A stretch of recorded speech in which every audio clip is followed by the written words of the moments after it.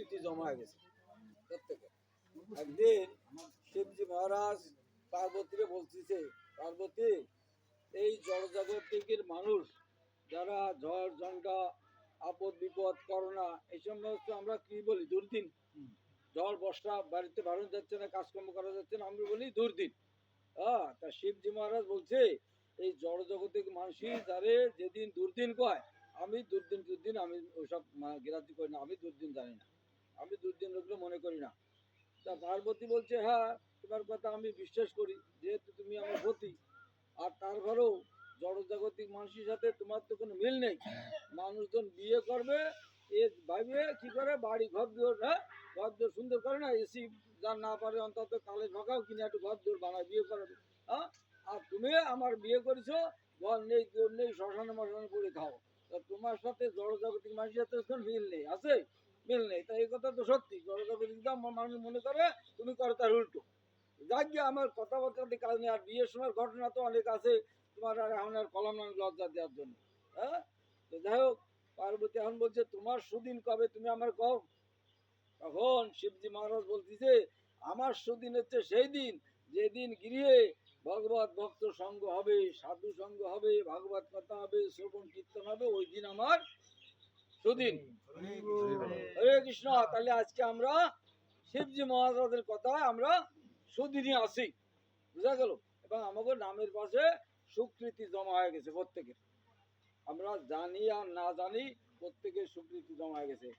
আর এই যে মাসটা, এই মাসটা হচ্ছে কেশব মাস, কেশব ব্রত মাস, অর্থাৎ ভগবানের নামের সাথে এই মাসের যোগ আছে। হ্যাঁ, এই মাসটা অত্যন্ত মহিমান্বিত মাস।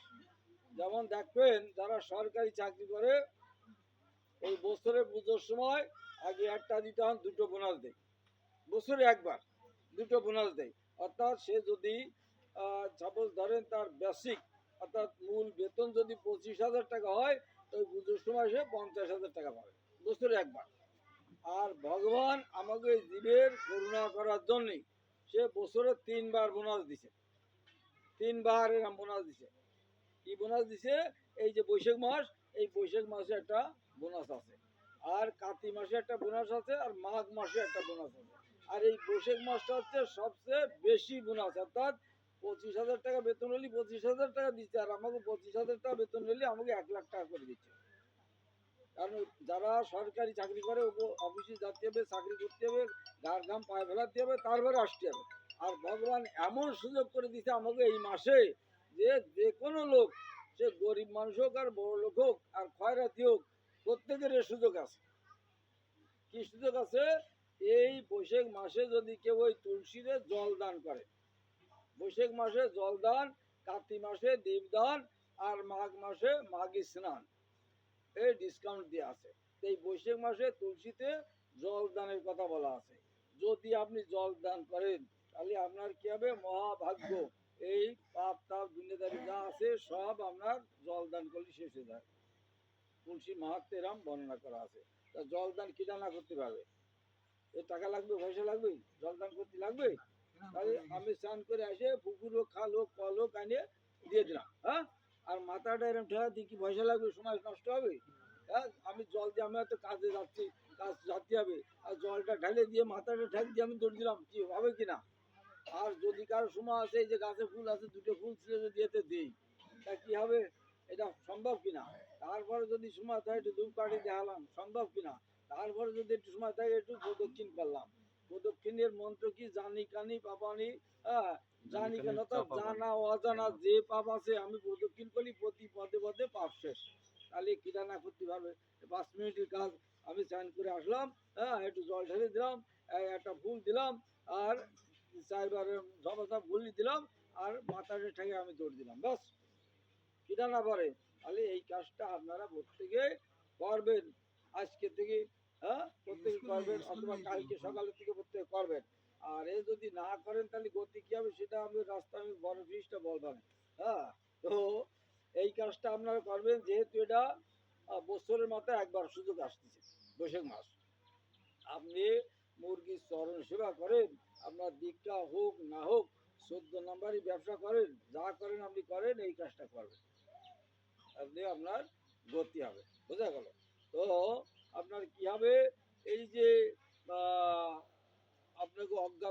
সুকৃতি জমা হয়ে গেল।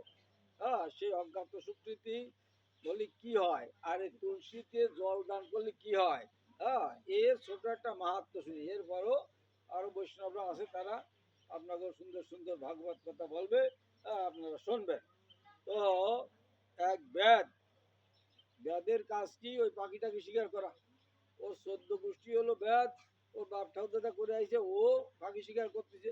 এইভাবে রোজ বনে যায়, পাখি শিকার করে, কিন্তু ওই পাখিরা তার দেহে দূরে দূরে ভিতর জঙ্গলে চলে যায়।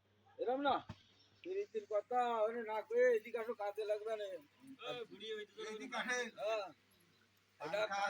এটা কাজে লাগবে, ওখানে যে মরিস নে, যে জায়গায় ভাগবত কথা হয়, আলোচনা হয়, শাস্ত্রের কথা, কাছে থেকে যদি না শোনা হয়, পরবর্তী জন্মে সুপরে জন্মগ্রহণ করবে। ভগবত গীতা যদি কারো থাকে, মহাত্মে 43 নম্বর দাগে থাকছে, 43 নম্বর। আচ্ছা, যাই হোক, তো সেই ব্যাধরে দেখে পাখিরা সব ভিতরে চলে যাচ্ছে। হ্যাঁ, তো ব্যাধ কি করেছে, আস্তে আস্তে আবার সব ভিতরে জঙ্গলের ভিতরে গেছে। জঙ্গলের ভিতরে যেয়ে দেখে ওই আট ডালে একটা পাখি দেখাচ্ছে। তখন কি করেছে, তীর ধনুক দিয়ে ধীরে ধীরে যাই গাছের নিচে তীর ছুড়ে দিছে। কিন্তু এত দূরে পাখিটার আছে, ওই তীর ওই জায়গায় যায়নি, একটা গাছের ডালে বাইধে নিচে আবার চলে আসে, এসে হঠাৎ করে পড়েছে। যে জায়গায় ওই তীর দিছে, ওর নিচে একটা বিরাট একটা গর্ত ছিল, জল ভরা। ওই গর্তের সাইডে একদম কিনারে এসে ওই তীরটা পড়েছে। উপরে যদি ঢিলা পড়ে বা তীর পড়ে, কি জল ছিটকে যায় না, ওই কিছুটা জল ছিটকে এরম বিন্দেজি ছিল ঘরে, ঘটনাক্রমে তার গায়ে দিয়ে লাগে, বুঝা গেল। গায়ে জায়গায় লাগিয়ে দুপুর রোদ দিলে এই অবস্থা, বিন্দেজি। আরে এত দুপুর রোদ দিলে আমি তৃষ্ণার্ত অবস্থা আছি, কিটা আমার জল দিল, যা তোর সাতক্ষণ মাপ, তোর গতি হয়ে যাবে। কারণ এই বিন্দেজি কিনা, আমরা তো মনে করি তুলসী ও পুকুরি বিশ্বাস করে, আমরা হেলাই করি না। এসে কৃষ্ণ প্রিয়সী, তুলসী কৃষ্ণ প্রিয়সী, যে তোমার স্মরণ লয় তার মানসা পূর্ণ হয়, এখনো জিনিস। তো সেই তুলসী তারে আশীর্বাদ দিয়ে দিছে, কিন্তু ব্যাধটা রোজ জানে না তুলসী আছে না কি আছে, জানে সে তো ভাগিটাকে শিকার করার জন্য ব্যস্ত। এইভাবে সে ভাগিটাকে শিকার করে যা পাইছে বাড়ি নিয়ে চলে গেছে। পরের দিন আবার আইছে, এইভাবে সে পাখি শিকার করে। এখন পাখি কতদিন শিকার করবে, তার মানে যতক্ষণ আই আছে এর বেশি তো হবে না, হবে।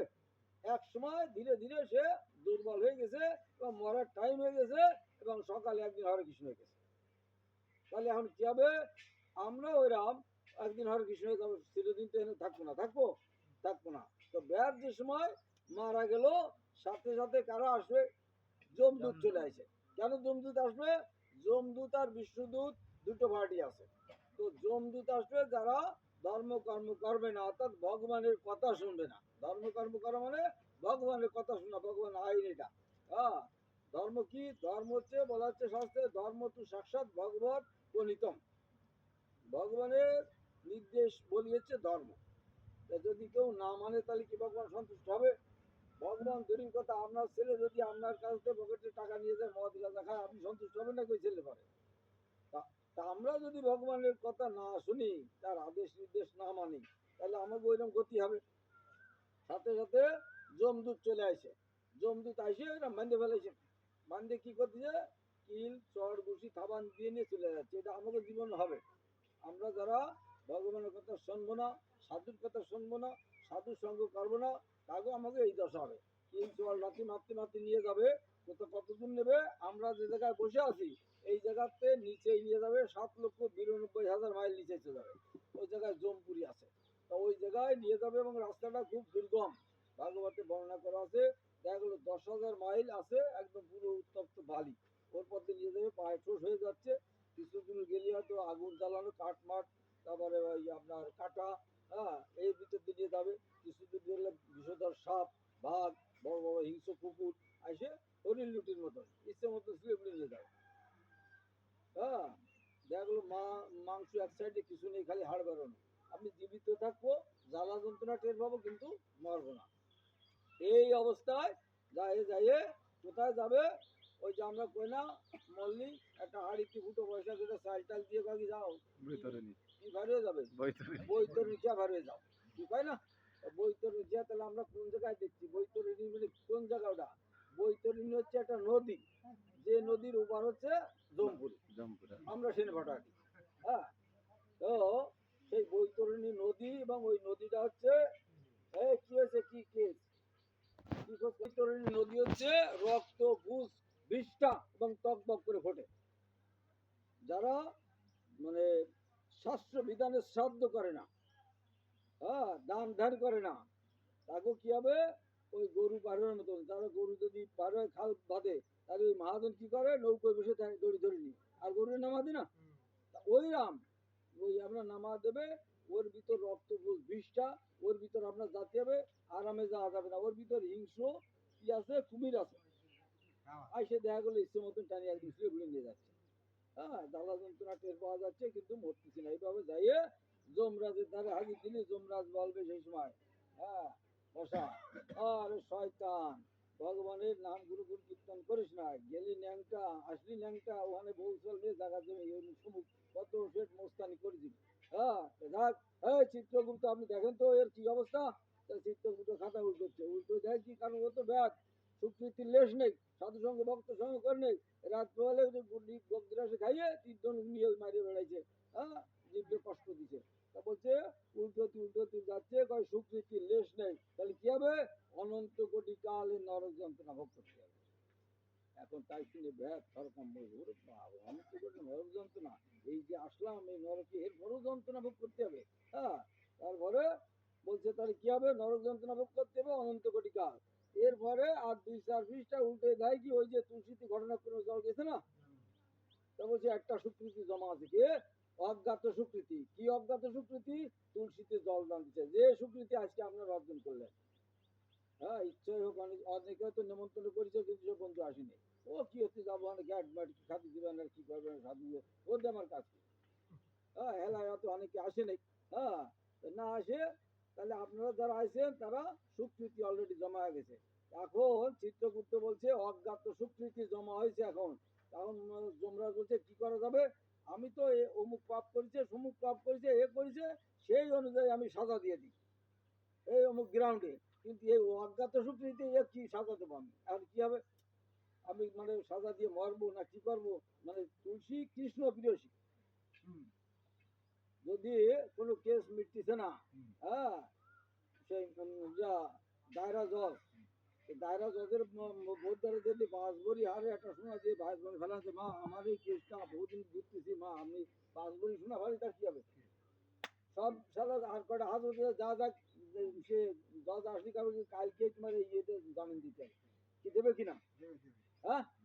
তা ওইরাম তুলসী কৃষ্ণ বিদেশী, ওরে বাবা, হ্যাঁ, তাই চিন্তা করে যমরাজ সরকম হয়ে গেছে, আমি না জেনে শুনে এর সাজা হোক যা হোক আমি দিতে পারবো না। তাহলে কি হবে এখন, চিত্রগুপ্ত বলছে তাহলে আপনি দেবাদিদেব মহাদেব বৈষ্ণব সুরমণি তার কাছে যান। কৈলাসে হাজির দিছে, হাজির দিলেই এই শুনে মিলে মহাদেব বলছে, ওরে বাবা রে, আমার দ্বারা সম্ভব না, আমি কিছু বলতে পারবো না। তাহলে কি হবে, তাহলে আমার যে মাতা আছে ব্রহ্মা, সত্য লোকে চলে যাও। তাই শিবজি মহারাজ হচ্ছে আমল, তাই রহস্যটা বুঝলাম। তা শিব আর হচ্ছে যমরাজ আর ওই সেই ব্যাগ গেছে, যাই সত্য লোকে ব্রহ্মাজি দণ্ডবাদ প্রণাম প্রণাম করে বলছে, ব্রহ্মা বলছে, ওরে বাবা, আমি আমার দ্বারা সম্ভব না, আমি মারবো নাকি, হ্যাঁ, আমার সাথে কি হবে, এখন গতি কি হবে, আমি তো সাজা কি দেবো।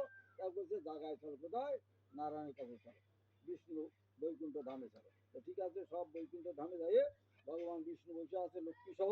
হ্যাঁ, যাই দণ্ডবাদ প্রণাম করে বসে বলছে, আরে তোমরা মত তো ছেড়ে যার যার রাজ্য ছেড়ে ডিউটি ছেড়ে এখানে চলে আসছে, ব্যাপার নাকি।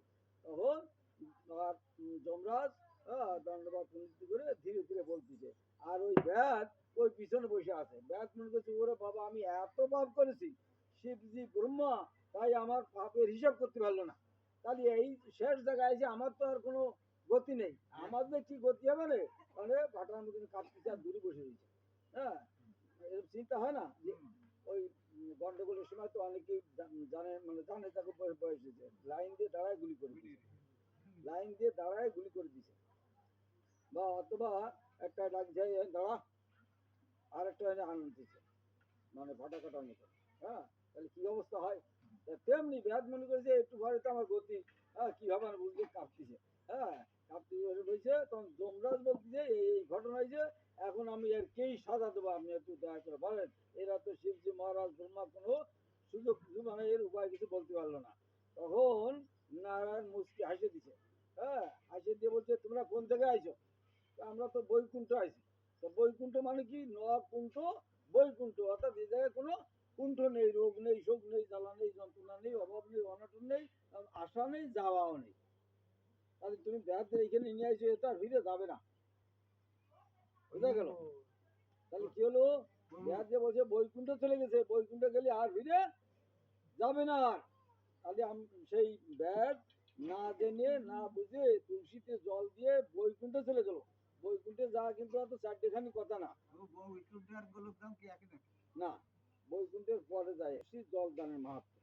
তাই এটা জানি শুনে যদি আপনারা জলদান না করেন, রোগটা কি বলবা করে গেছে, জলদান করলে এই হবে, এইরকম যদি বিশ্বাস যদি না করেন, তাহলে মহাজনী পদ বলতেছে যে সংসার ভোজনী, আমরা সংসার ভোজন করতেছি না। ভজন মানে কি, যেমন এখানে যদি কেউ পুজো অর্চনা করে, কেউ ডাকলে কেউ থাম, আমি পুজো অর্চনা করতে দেখতেছি না, পুজো করে নি, তুই এইটা মালাটা ভগবানের দিয়ে নি, তারপর তোর সাথে কথা বলি।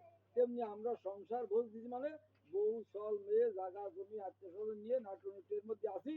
যদি কয় ভাই চল ওই জায়গায় ভাগবত কথা আছে, না আমারও সময় নেই, আমারও সময় নেই, কি আমরা বলছি যে এই জন্যই বলছে সংসার ভজিলি শ্রী গৌরঙ্গ ভুলিলি, না শুনিলি এইসব সাধুর কথা, ইহকাল পরকাল দুই কাল খোয়াইলি খাইলি আপনার মাথা। কারণ আপনার মাথা আমি যদি খাতে চান খাওয়াবেন, ওটা আমি দেখতে আসবো না, শুনতে আসবো না। হরে কৃষ্ণ। কেমন? তো এই যে বৈশাখ মাস, বৈশাখ মাসে ডিসকাউন্ট দেওয়া আছে তুলসীতে জল দেওয়া, এই জলটা আপনারা অনুগ্রহ করে দেবেন। আর একটা সুযোগ আছে এই কলিযুগে,